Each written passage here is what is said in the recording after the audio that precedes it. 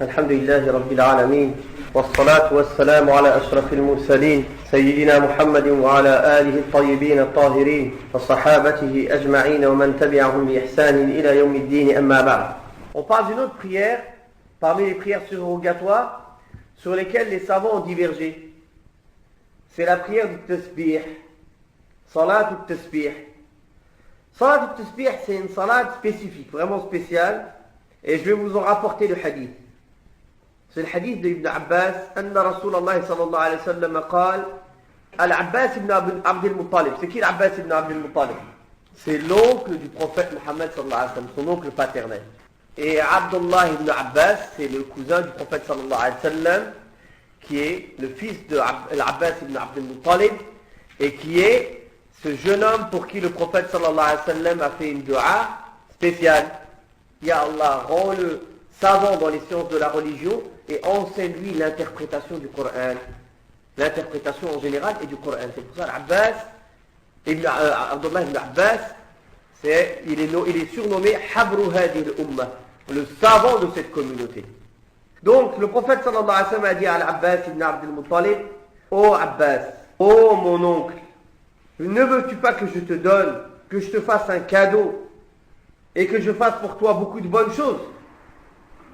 10 points. Si tu les fais, Allah te pardonnera tes péchés. Les premiers et les derniers. Les anciens et les récents. Ceux faits par l'erreur, ceux faits volontairement. Les petits et les grands. Ceux faits en cachette, ceux faits en plein public. Vous entendez là, c'est quoi? Les péchés, les premiers, les derniers, les anciens, les nouveaux, les volontaires, les involontaires, les grands, les petits, les cachés en plein public. Allah il te pardonne tout ça. 10 choses. Il a dit tu pries 4 rak'at. Dans chaque rak'at tu lis la Fatiha et une surah.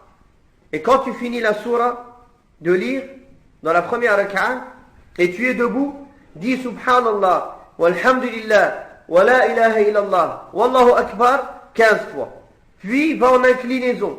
Et tu le dis pendant que tu es incliné 10 fois. Puis relève-toi de l'inclinaison. Et tu le dis 10 fois. Puis tu te prosternes. Et tu le dis prosterné 10 fois. Puis tu te relèves de la prosternation. Et tu le dis dans l'assise 10 fois. Puis tu te reprosternes. Et tu le dis dans ta prosternation 10 fois. Voilà ce qui fait 75 dans chaque rak'at. Et tu fais ça dans 4 rak'at. Si tu peux faire cette prière tous les jours, fais-le. Si tu ne peux pas, fais-le chaque semaine, une fois. Si tu ne peux pas, ou chaque vendredi, une fois. Si tu ne le fais pas, fais-le une fois par mois. Si tu ne peux pas, fais-le chaque année, une fois. Si tu ne le peux pas, fais-le au moins une fois dans ta vie. Ce hadith, il est rapporté par Abu Daoud et Ibn Majah et Al-Hakim et Al-Bayhaqi et Al-Tabarani. Le souci qu'il y a, c'est que ce hadith, il y a une grande divergence entre les savants sur l'acceptation de ce hadith.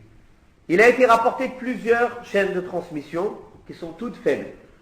Certains parmi les savants du hadith voient que les unes les autres peuvent se renforcer pour que ce hadith devienne acceptable. Et d'autres parmi les savants du hadith voient que même toutes les versions ensemble, elles ne peuvent pas être acceptables.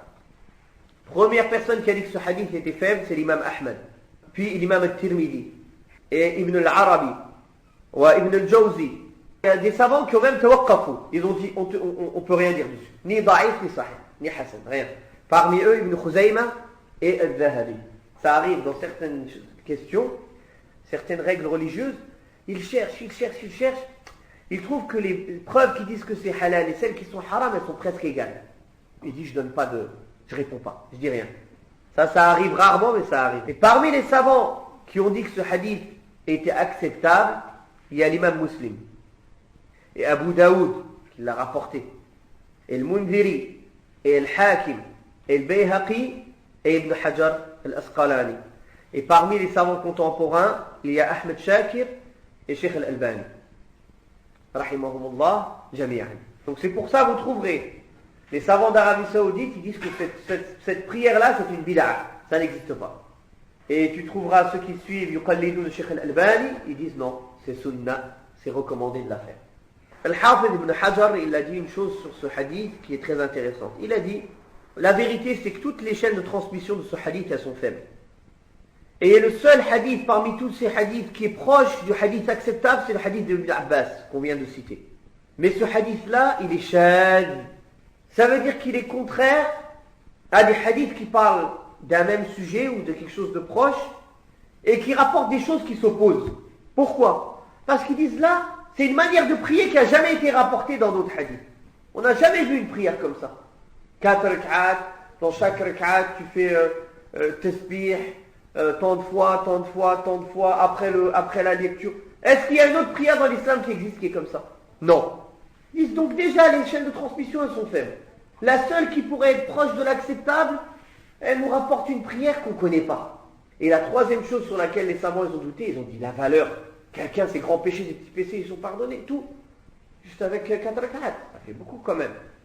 Donc ça fait 3 points qui pèsent du côté de ceux qui disent que ce n'est pas une sunna et ce n'est pas une prière qui se fait. Et on peut nous y rajouter un 4e point qui est quoi? La base dans les adorations dans l'islam, c'est le tawqif. C'est que tu fasses rien tant qu'il n'y a pas quelque chose qui vient te prouver qu'il faut le faire. Donc là, a priori, comme c'est un hadith où il y a une grosse divergence, et il y a pas mal de points qui pèsent contre lui, donc le mieux, c'est de ne pas faire cet acte. Mais si tu vois certains qui la pratiquent, tu ne les critiques pas sur cela, bien que, Allahu A'lam, le plus sûr pour toi et pour ta religion, c'est de ne pas la faire. Par contre, sur cette prière-là, il y a eu 3 avis. Là, je voudrais parler du 2e avis. Certains, dans le madhab de l'imam Ahmad ibn Hanbal, ils ont dit que c'est un hadith da'if, mais c'est pas grave, c'est dans les vertus des actions. Fi fadail al-a'mal, on peut le pratiquer. Et cette parole-là et cet avis-là, c'est une erreur. Beaucoup de gens disent, on peut utiliser les hadiths faibles pour les choses vertueuses. Premièrement, l'avis le plus juste, c'est qu'on ne peut pas utiliser les hadiths faibles ni pour le fadail ni pour l'ahkam. Car Allah tabaraka wa ta'ala, il t'a demandé de l'adorer avec ce qui t'est venu du prophète sallallahu alayhi wa sallam dont tu es sûr.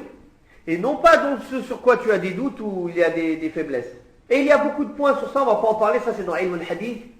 Les savants ils en parlent. 2e point, même les savants qui ont permis de pratiquer dans les fada'il, dans les actions vertueuses, avec les hadiths faibles, ils ont mis des conditions. La première condition, c'est que ce hadith il ne soit pas très faible. Il soit d'un degré de faiblesse qui est proche du hadith acceptable. 2e condition, c'est qu'il ne doit pas t'amener une nouvelle adoration dans l'islam qui n'existe pas. Par exemple, si un hadith qui est faible, mais qui est proche des hadiths acceptables, il te donne la vertu de faire les 5 prières à l'heure. Celui-là, tu peux pratiquer avec. Car le fait de faire les 5 prières à l'heure, il y a beaucoup de versets et des hadiths qui en parlent déjà. Donc un hadith faible qui te pousse à faire une action, il doit obligatoirement, il y a une darij, sous une chose qui existe déjà dans l'islam.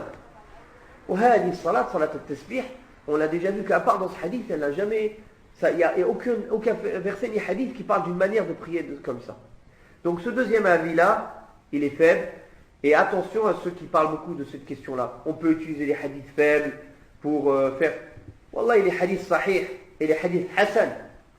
Le problème, c'est quand tu utilises des hadiths faibles pour faire des règles, tu délaisses peut-être des fois des hadiths sahih et des hadiths acceptables. Des fois, tu délaisses quelque chose de plus important. C'est que quand il n'y a rien dans l'islam, quand il n'y a rien qui te donne une preuve, Allah ne t'a rien demandé. Et comme le prophète sallallahu alayhi wa sallam dit dans le hadith sahih, ce qu'Allah vous a ordonné, faites-le. Ce qu'il vous a interdit, délaissez-le. Et ce sur quoi il n'y a rien, c'est exprès. Allah il n'oublie pas. Il s'est tu sur ces questions-là exprès. Donc s'il y a des choses sur lesquelles l'islam n'a pas parlé, c'est exprès. Donc tu ne vas pas aller chercher des hadiths da'if pour aller venir prendre la place de cette chose où Allah a voulu peut-être laisser justement libre pour revenir à d'autres bases dans le Coran, dans le hadith, même si ce n'est pas direct. Wallahu a'lam. On a assez dans les hadiths sahih pour ne pas avoir besoin d'utiliser hadith faible. Surtout que la plupart des gens, et même parmi les fuqaha et les ulama anciennement, qui ont voulu utiliser les hadiths faibles pour faire dans le fada'il, la plupart du temps, ils ne respectent même pas les règles. Souvent, ça glisse, parce que les règles, elles ne sont pas très, très claires. Donc lui, il peut estimer qu'on peut l'utiliser, qu'alors qu'en vérité, on ne peut pas. Alors que, alhamdulillah, Allah il nous a ta'abbadna, il nous a demandé de l'adorer avec ce qui est sahih an nabi sallallahu alayhi wa sallam. Wallahu ta'ala a'la wa a'lam. Sallallahu ala Muhammadin wa ala alihi wa sahbihi wa sallam.